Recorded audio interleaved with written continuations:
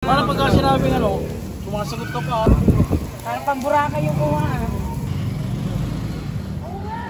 Dugo, bibigyan namin siya, mga 5. Shit, maganda tawag.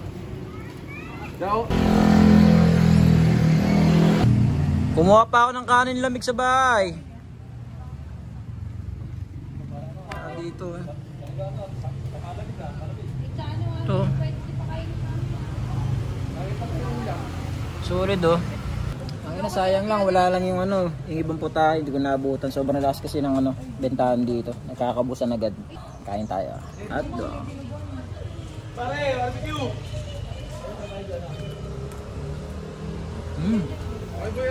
Ano par? Kumain ka na ba?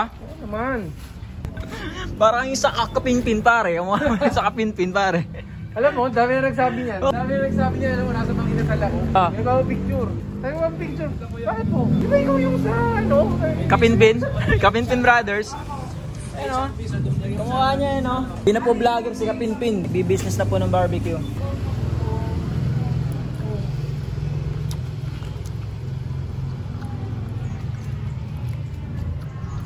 Dala ko lang ano ko, yung dugo eh. Betamaxan, Kuya Maui ah. Oo. Tapos may gulaman din o. Magkano gulaman? 10 piso. Yung Betamax mo. Sarap. Oo nga. 3 piraso. Ikaw rin umano niyan? Nagtitimpla? Sa akin din. Lahat yan timpla mo? Hindi, yung barbecue sa pagod ko. Pero ito inago mo? Ganon? Hindi, bali dinideliver niya pagka ano na. Templado na? Templado na siya. Ah, okay.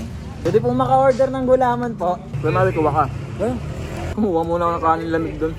Pero kung may nakalagay dyan, yung mga barot-barot. May kukuha niya, Kuya Maui. Kaya nga eh. Hindi nga naisip ko na. Sabi nga ni Yuri. Chowban. Pare, solid yan ah.